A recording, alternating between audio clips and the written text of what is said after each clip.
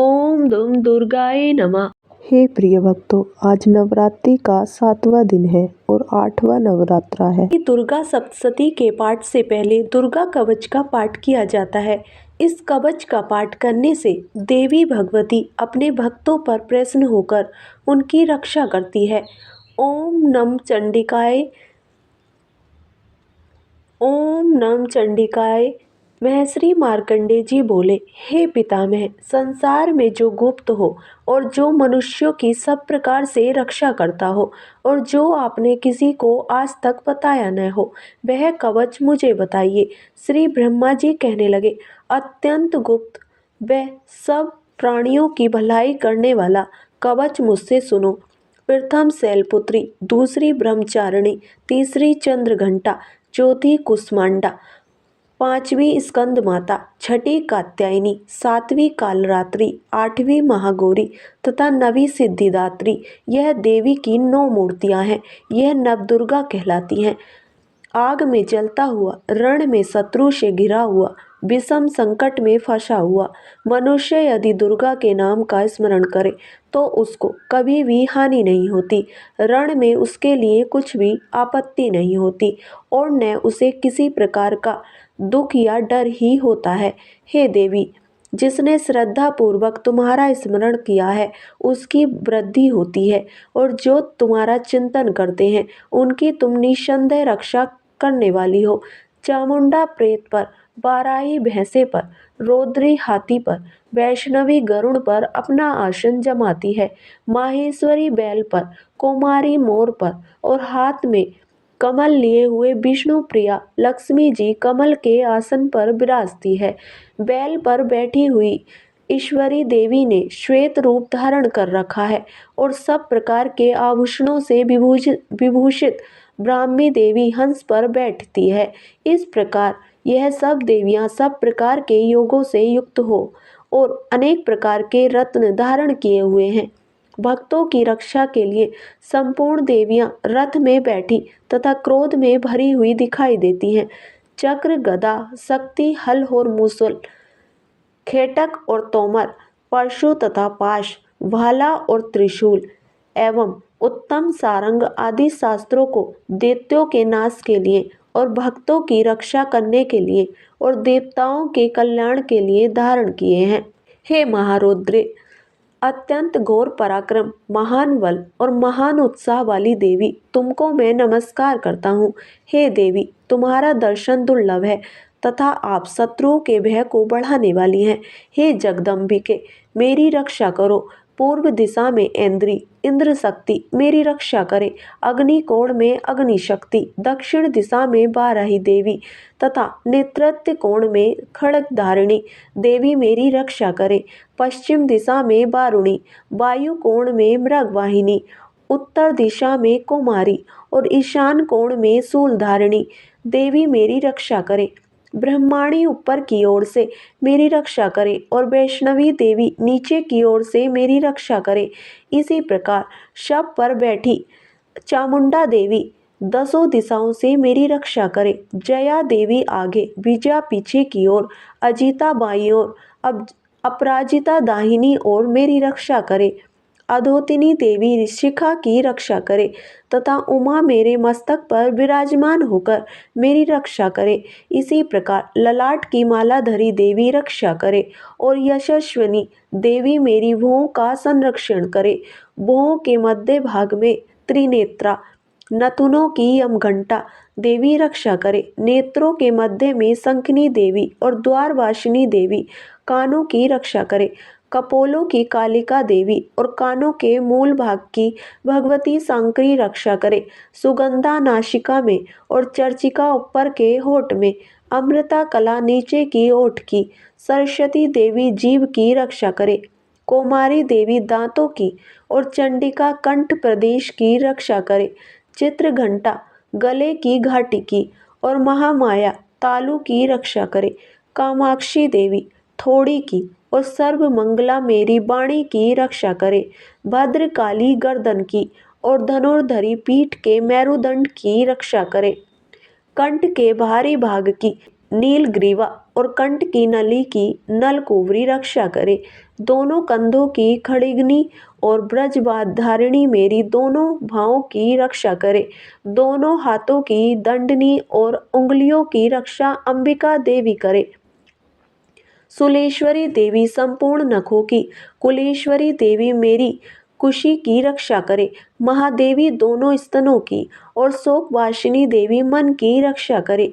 ललिता देवी हृदय की और शूलधारिणी उदर की रक्षा करे। कामिनी देवी नाभि की, गुहेश्वरी गुभाग की, पूतना और कामिका लिंग की और महेश वाहिनी खुदा की रक्षा करे। संपूर्ण कामनाओं को पूर्ण करने वाली महाबला देवी दोनों जंघाओं की रक्षा करे।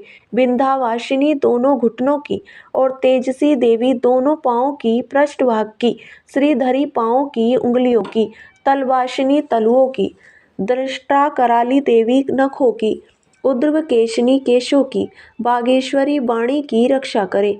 रोमावलियों के छिद्रों की कोवेरी और त्वचा की बागेश्वरी देवी रक्षा करे। पार्वती देवी रक्त, मज्जा, वसा, मांस, हड्डी की रक्षा करे। आतों की कालरात्रि देवी, पित्त की मुकुटेश्वरी देवी, पद्मावती कमल कोश की, चूड़ामणि कफ की रक्षा करे। ज्वालामुखी नशों के जल की रक्षा करे।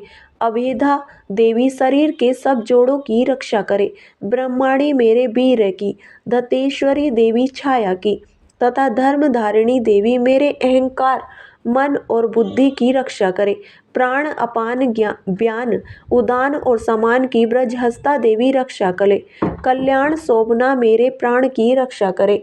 रस, रूप, गंध, शब्द और स्पर्श इन विषयों का अनुभव करते समय योगिनी देवी मेरी रक्षा करे तथा सत्व गुण, रजोगुण और तमोगुण की रक्षा नारायणी देवी करे। वैष्णवी धर्म की तथा चक्रिणी देवी मेरे यश, कीर्ति, लक्ष्मी, धन, विद्या की रक्षा करे। इंद्राणी मेरे शरीर की रक्षा करे और हे चंडिके, आप मेरे पशुओं की रक्षा करिए। महालक्ष्मी मेरे पुत्रों की रक्षा करे और भैरवी मेरी पत्नी की रक्षा करे। राजा के दरबार में महालक्ष्मी तथा सब और व्याप्त रहने वाली विजया देवी चारों ओर से मेरी रक्षा करे। जो स्थान रक्षा से रहित हो और कवच में रह गया हो, उसकी पापों का नाश करने वाली जयंती देवी रक्षा करे। अपना शुभ चाहने वाले मनुष्य को बिना कवच के एक पल भी कहीं नहीं जाना चाहिए, क्योंकि कवच रखने वाला मनुष्य जहाँ जहाँ भी जाता है वहाँ वहाँ उसे अवश्य धन लाभ होता है तथा विजय प्राप्त करता है। वह जिस भी इच्छित वस्तु की इच्छा करता है वह उसको इस कवच के प्रभाव से अवश्य मिलती है और वह इसी संसार में महा ऐश्वर्य को प्राप्त होता है। कवचधारी मनुष्य निर्भय होता है और वह तीनों लोकों में मान्य होता है। देवी का यह कवच देवताओं के लिए भी दुर्लभ है। जो प्रतिदिन नियम पूर्वक तीनों संध्याओं के समय श्रद्धा के साथ इसका पाठ करता है उसे देव शक्ति प्राप्त होती है। वह तीनों लोकों को जीत सकता है तथा अकाल मृत्यु से रहित होकर 100 वर्षों तक जीवित रहता है। उसकी लूता, चर्म रोग, विस्फोटक आदि समस्त व्याधियां समूल नष्ट हो जाती हैं और स्थावर जंगम और कृत्रिम विष दूर होकर उनका कोई असर नहीं होता है।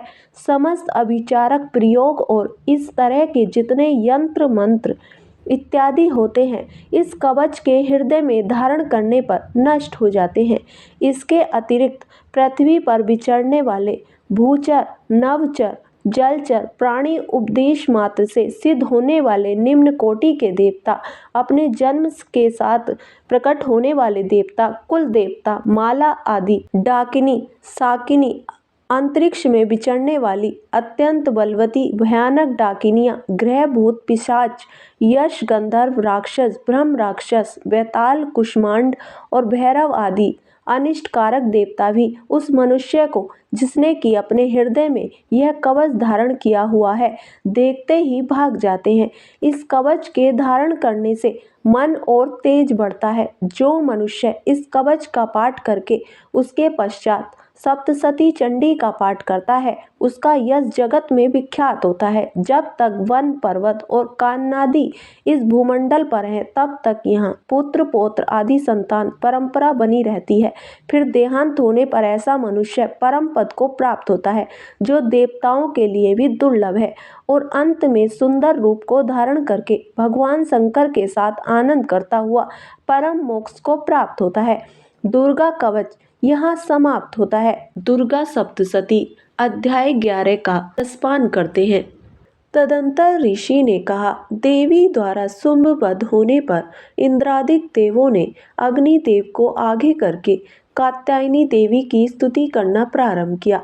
देवताओं के सफल मनोरथ होने से उनका मुख मंडल चमक रहा था और प्रकाश से दसों दिशाएं उद्भासित हो रही थीं।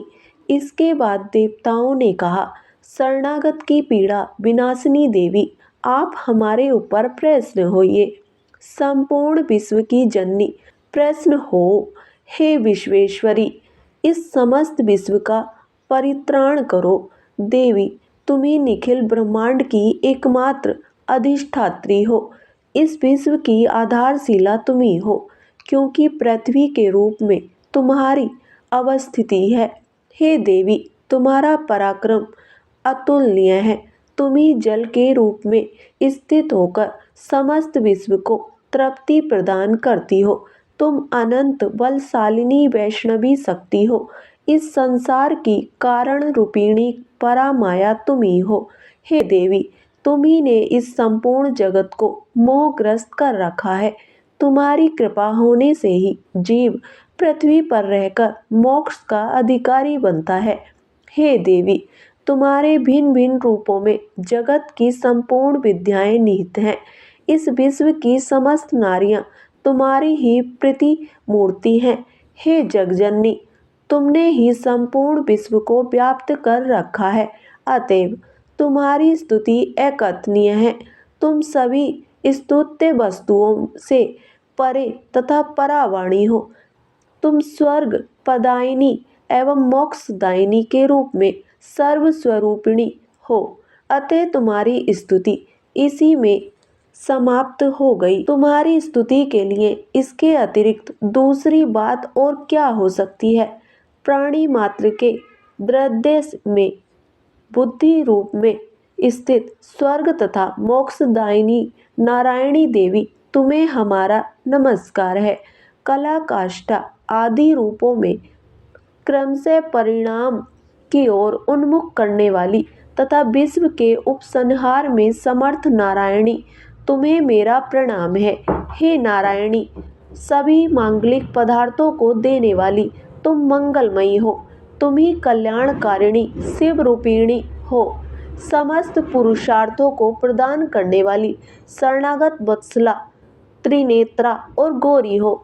तुम्हें मेरा अभिवादन है। तुम उत्पत्ति, पालन एवं संहार की शक्तिभूता सनातनी देवी, गुणाधार तथा सर्वगुण संपन्न हो। हे नारायणी, तुम्हें मेरा प्रणाम है। शरणागत निराश्रितों, दलितों आदि की रक्षा में तत्पर एवं समस्त क्लेश नाशिनी नारायणी देवी, तुम्हें मैं प्रणाम करता हूँ। नारायणी देवी, तुम हंसारूढ़ होकर ब्रह्माणी के वेश में कुशमिशित जल का प्रोक्षण करती रहती हो। तुम्हें मेरा नमस्कार है। माहेश्वरी रूप से त्रिशूल, चंद्रमा एवं नागों की धारिणी तथा वृषभ पृष्ठ पर आरूढ़ होने वाली नारायणी देवी, तुम्हें मेरा प्रणाम है। मयूरों तथा कुक्कुटों, मुर्गों से आवृत महाशक्ति धारिणी कौमारी रूप में स्थित निष्पापे नारायणी, तुम्हें मैं नमस्कार करता हूँ। शंख चक्र गदा एवं सरझायुध धारिणी वैष्णवी शक्ति संपन्ना नारायणी, तुम मेरे पर प्रसन्न हो। तुम्हें मेरा नमस्कार है। हाथ में भयंकर चक्र लिए पृथ्वी को अपने दाढ़ों पर उठाए हुए 12 ही रूप वाली कल्याणकारिणी नारायणी, तुम्हें मेरा नमस्कार है। दानवों के संहार में नरसिंह रूप से उद्धत तथा त्रैलोक्य रक्षिणी नारायणी, तुम्हें मेरा प्रणाम है। दानों के कारण विकराल मुख वाली मुंडमाला से विभूषित मुंडमर्दिनी चामुंडा रूपिणी नारायणी तुम्हारा मैं अभिवादन करता हूँ। लक्ष्मी, लज्जा, महाविद्या, श्रद्धा, पुष्टि, स्वधा, ध्रुवा, महारात्रि तथा अविद्या रूपिणी नारायणी तुम्हें मेरा नमस्कार है। मेधा, सरस्वती श्रेष्ठा, ऐश्वर्य स्वरूपा, पार्वती, महाकाली, संयमशीला तथा सर्व अधिष्ठात्री नारायणी तुम्हें मेरा नमस्कार है। सर्वरूपा, सर्वेश्वरी, सर्वशक्ति संपन्ना, दिव्य रूपा दुर्गे देवी आप हमारी सभी भीतियों से रक्षण करें। तुम्हें मैं प्रणाम करता हूँ। हे कात्यायनी, त्रिनेत्रों से सुशोभित तुम्हारा सौम्य मुखमंडल संपूर्ण भय से मेरा त्राण करे, तुम्हें मेरा नमस्कार है। भद्रकाली, ज्वालाओं की लपट से प्रज्वलित अत्यंत भीषण एवं संपूर्ण दानवों का संहारक तुम्हारा त्रिशूल हमारी रक्षा में समर्थ हो, तुम्हें मेरा प्रणाम है। जिनकी ध्वनि संपूर्ण विश्व में व्याप्त होकर दानवों को त्रिहत कर देती है, तुम्हारा घंटा हम लोगों का समस्त पापों से उसी प्रकार त्राण करे जिस प्रकार माँ अशुभ कर्मों से अपने पुत्रों की रक्षा करती है। हे चंडिके, दानवों के वशा चर्बी एवं रक्त रंजित तुम्हारे हाथ में शोभा पाने वाला खड्ग हमारा त्राण करे, तुम्हें मेरा प्रणाम है। हे देवी, तुम्हारी प्रसन्नता से ही समस्त व्याधियों का शमन होता है। कुपित होने पर मनोरथ का नाश होता है। जो लोग तुम्हारे शरणापन्न हैं उन पर सभी विपत्ति के बादल नहीं मंडराते। तुम्हारा शरणागत प्राणी अन्यों का आश्रयदाता हो जाता है। हे देवी अंबिके, तुमने अपने स्वरूप को विभिन्न भागों में विभक्त करके इन विधर्मी दैत्यों का वध किया है। तुम्हारे अतिरिक्त तुम्हारा दूसरा इस प्रकार कौन कर सकता है। विद्याओं में ज्ञान को उद्भाषित करने वाले शास्त्रों तथा वेदों में केवल तुम्हारा ही वर्णन है, किसी अन्य का नहीं।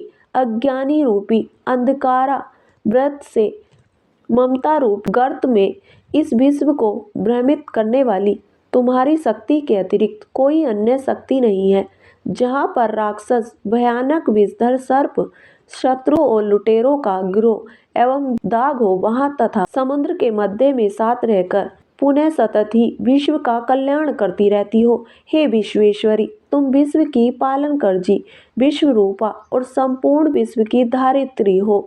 तुम भगवान विश्वेश्वर के लिए भी स्तुत्य हो। जो लोग भक्ति पूर्वक तुम्हारी वंदना करते हैं वे विश्व के शरणदाता बन जाते हैं। हे देवी, प्रसन्न हो। जिस प्रकार तुमने असुरों का संहार करके शीघ्र ही हम लोगों को भय मुक्त किया है, उसी प्रकार हमें सदैव शत्रु भय से राहित्य दिलाती रहो। आप समस्त जगत के महाताप का विनाश करें। उत्पाद एवं पापों के फलस्वरूप उत्पन्न होने वाली महामारी आदि उपद्रव्यों को शीघ्र ही दूर करें। विश्व की पीड़ा निवारणी देवी, हम सब तुम्हारे चरणों में नमन करते हैं। हमारे ऊपर प्रसन्न हो। त्रिलोक के वासियों की आराध्या परमेश्वरी, सब लोगों को वर प्रदान करो। तब देवी ने कहा, देवो, मैं वरदान देने के लिए तैयार हूँ। तुम अपना इच्छित वर मुझसे मांग लो। संसार के लिए मंगलकारी वरदान मैं अवश्य ही दूंगी। देवताओं ने कहा, हे सर्वेश्वरी, तुम इसी तरह त्रैलोक्य की बाधाओं का निवारण करती रहो और हमारे शत्रुओं का नाश करो। इतना सुनकर देवी ने कहा, देवो, वे वशवत मनवंतर के 28वें युग में शुंभ निशुंभ दानव 2 अन्य दानवों का प्राकट्य होगा। इस काल में मैं नंद गोप की पत्नी यशोदा के गर्भ से अवतरित होकर विंध्य पर्वत में वास करूंगी और उन दोनों कथित दानवों का वध करूंगी। इसके अनंतर मैं पृथ्वी पर भयंकर रूप से अवतरित होकर वे प्रचित नामधारी असुरों का संहार करूंगी। दैत्यों को अपना आहार बनाते समय मेरे दांत अनार पुष्प की भांति लाल वर्ण के हो जाएंगे। इस प्रकार स्वर्ग के देवता और भूतल के मनुष्यगण सदैव मेरी स्तुति के समय मुझे रक्तदंतिका के नाम से संबोधित करेंगे। इसके बाद जब पृथ्वी पर 100 वर्षों तक अवर्षण का प्रकोप रहेगा, तब मुनियों के स्तवन से मैं भूमि पर अयोनिजा नामक रूप में प्रकट होंगी। उत्पन्न होते ही मैं मुनियों को सत नेत्रों में देखूंगी तब सभी दानव शताक्षी नाम से मेरा गुणानुवाद करेंगे। देवों, उस समय मैं अपने शरीर से उत्पन्न शाकों द्वारा ही संपूर्ण विश्व का भरण करूंगी। वर्षा न होने तक वे केवल शाक द्वारा ही जीवन धारण करेंगे। इस प्रक्रिया के कारण पृथ्वी में शाकंभरी नाम से मेरी प्रसिद्धि होगी। उस अवतार से मैं दुर्ग नामक महादानव का वध करूंगी। इससे मेरा नाम दुर्गा देवी के नाम से विख्यात होगा। फिर जब मैं भीम रूप बनकर मुनियों का रक्षार्थ हिमालयवासी दानवों का भक्षण करूंगी, उस समय सभी मुनि वर्ग भक्ति पूर्वक मस्तक झुकाकर मेरा स्तवन करेंगे। उस समय मेरा नाम भीमा देवी के नाम से विशुद्ध होगा। इसके बाद जब अरुण नामक असुर त्रिलोक्य में उपद्रव करेगा, तब मैं लोक रक्षार्थ षटपादयुक्त असंख्य भ्रमरों के वेश में उनका विनाश करूंगी। उस समय सभी लोग मुझे भ्रामरी नाम से संबोधित करेंगे। इसी प्रकार मैं सदा ही आसुरी उत्पाद होने पर अवतार धारण कर शत्रुओं का संहार करूंगी। 12वां अध्याय देवी चरित्रों के पाठ का महात्म्य। देवी बोली, हे देवताओं, जो मनुष्य इन स्रोतों द्वारा एकाग्रचित होकर मेरी स्तुति करेगा, उसके संपूर्ण कष्टों को निस्संदेह हर लूंगी। मधु कैटभ के नाश, महिषासुर के वध और सुम तथा निशुम के वध की जो मनुष्य कथा कहेगा, मेरे महात्म्य को अष्टमी, चतुर्दशी और नवमी के दिन एकाग्र चित्त से भक्ति पूर्वक सुनेगा, उसको कभी कोई पाप न रहेगा।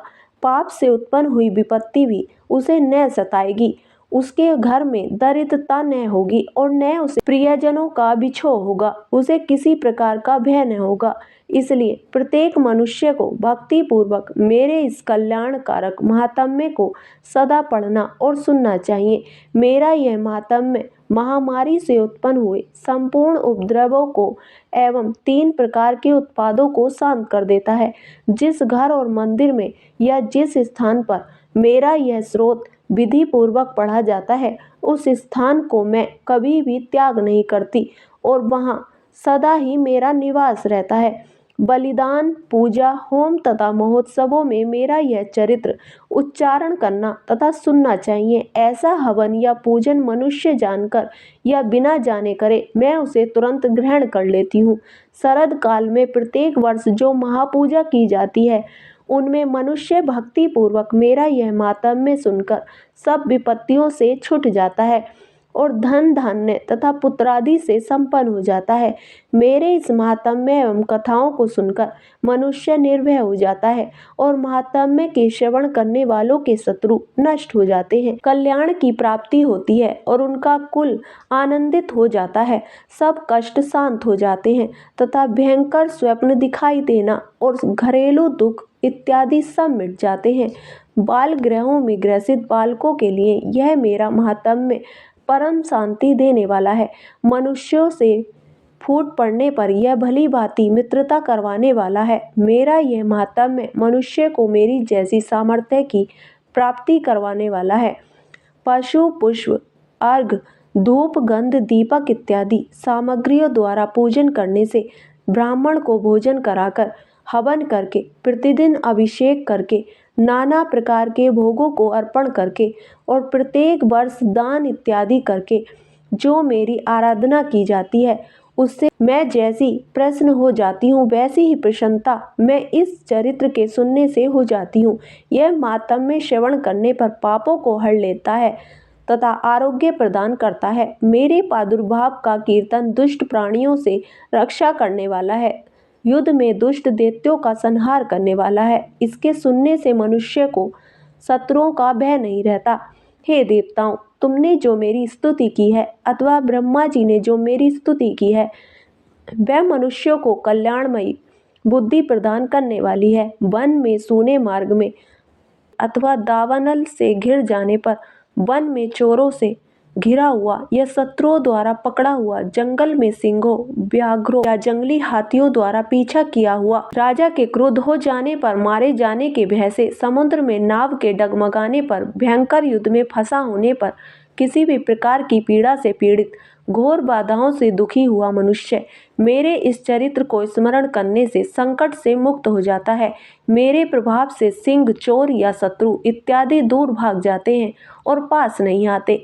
महर्षि ने कहा, प्रचंड पराक्रम वाली भगवती चंडिका यूं कहने के पश्चात सब देवताओं के देखते ही देखते अंतर्ध्यान हो गई और संपूर्ण देवता अपने शत्रुओं के मारे जाने पर पहले की तरह यज्ञ भाग का उपभोग करने लगे और उन्हें अपने अधिकार फिर से प्राप्त हो गए। युद्ध में देवताओं के शत्रुओं शुंभ या निशुंभ के देवी के हाथों मारे जाने पर बाकी बचे हुए राक्षस पाताल को चले गए। हे राजन, इस प्रकार भगवती अंबिका नित्य होती हुई भी बार बार प्रकट होकर इस जगत का पालन करती हैं, इसको मोहित करती हैं, जन्म देती हैं और प्रार्थना करने पर समृद्धि प्रदान करती हैं। हे राजन, भगवती की महाप्रलय के समय महामारी का रूप धारण करती हैं और वही संपूर्ण ब्रह्मांड में व्याप्त है। वही भगवती समय समय पर महाकाली तथा महामारी का रूप बनाती है और स्वयं अजन्मा होते हुए भी सृष्टि के रूप में प्रकट होती है। वह सनातनी देवी प्राणियों का पालन करती है और वहाँ मनुष्यों के अभ्युदय के समय घर में लक्ष्मी का रूप बनाकर स्थित हो जाती है तथा भाव के समय दरिद्रता बनकर विनाश का कारण बन जाती है। पुष्प, धूप और गंध आदि से पूजन करके उनकी स्तुति करने से वह धन एवं पुत्र देती है और धर्म में शुभ बुद्धि प्रदान करती है। इस प्रकार दुर्गा सप्तशती का 12वां अध्याय खत्म हुआ। 13वां अध्याय राजा सूरत और वेश्य को देवी का वरदान। महर्षि मेधा ने कहा, हे राजन, इस प्रकार देवी के उत्तम महात्म्य का वर्णन मैंने तुमको सुनाया। जगत को धारण करने वाली इस देवी का ऐसा ही प्रभाव है।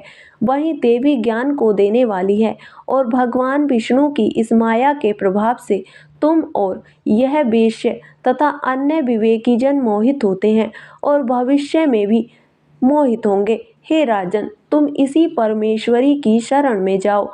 यही भगवती आराधना करने पर मनुष्य को भोग, स्वर्ग तथा मोक्ष प्रदान करती है।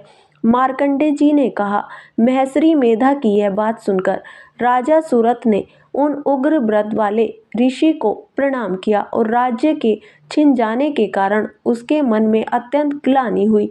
वह राजा तथा वेश्य तपस्या के लिए वन को चले गए और नदी के तट पर आसन लगाकर भगवती के दर्शनों के लिए तपस्या करने लगे। दोनों ने नदी के तट पर देवी की मूर्ति बनाई और पुष्प, धूप, दीप तथा हवन द्वारा उसका पूजन करने लगे। पहले उन्होंने आहार को कम कर दिया, फिर बिल्कुल निराहार रहकर भगवती में मन लगाकर एकाग्रता पूर्वक उसकी आराधना करने लगे। वह दोनों अपने शरीर के रक्त से देवी को बलि देते हुए 3 वर्ष तक लगातार भगवती की आराधना करते रहे। 3 वर्ष के पश्चात जगत का पालन करने वाली चंडिका ने उन्हें प्रत्यक्ष दर्शन देकर कहा। देवी बोली, हे राजन तथा अपने कुल को प्रश्न करने वाले वेश्य, तुम जिस वर की इच्छा रखते हो वह मुझसे मांगो, वह वर मैं तुमको दूंगी, क्योंकि मैं तुम पर अत्यंत प्रसन्न हूँ। मार्कंडेय जी कहते हैं, यह सुनकर राजा ने अगले जन्म में नष्ट न होने वाला अखंड राज्य और इस जन्म में बलपूर्वक अपने शत्रुओं को नष्ट करने के पश्चात अपना पुनः राज्य प्राप्त करने के लिए भगवती से वरदान मांगा। वेश्या ने भी, जिसका चित्त संसार की ओर से विरक्त हो चुका था, भगवती से अपनी ममता तथा अहंकार रूप आसक्ति को नष्ट कर देने वाले ज्ञान को देने के लिए कहा। देवी ने कहा, हे राजन, तुम शीघ्र ही अपने शत्रुओं को मारकर पुनः अपना राज्य प्राप्त कर लोगे। तुम्हारा राज्य स्थिर रहने वाला होगा। फिर मृत्यु के पश्चात तुम सूर्य देव के अंश से जन्म लेकर सार्वणिक मनु के नाम से इस पृथ्वी पर ख्याति प्राप्त करोगे। हे वेश्य कुल में श्रेष्ठ, आपने जो मुझसे वर मांगा है वह आपको देती हूँ। आपको मोक्ष को देने वाले ज्ञान की प्राप्ति होगी। मार्कंडेय जी कहते हैं, इस प्रकार उन दोनों को मनोवांछित वर प्रदान कर तथा उनसे अपनी स्तुति सुनकर भगवती अंतर्ध्यान हो गई। इस प्रकार क्षत्रियों में श्रेष्ठ वह राजा सूरत भगवान सूर्य देव से जन्म लेकर इस पृथ्वी पर सार्वणिक मनु के नाम से विख्यात हुआ। इस प्रकार दुर्गा सप्तशती का 13वां अध्याय खत्म हुआ। जय माता दुर्गा। अगर वीडियो पसंद आई हो तो हमारे चैनल शिव और शक्ति को सब्सक्राइब करें। धन्यवाद।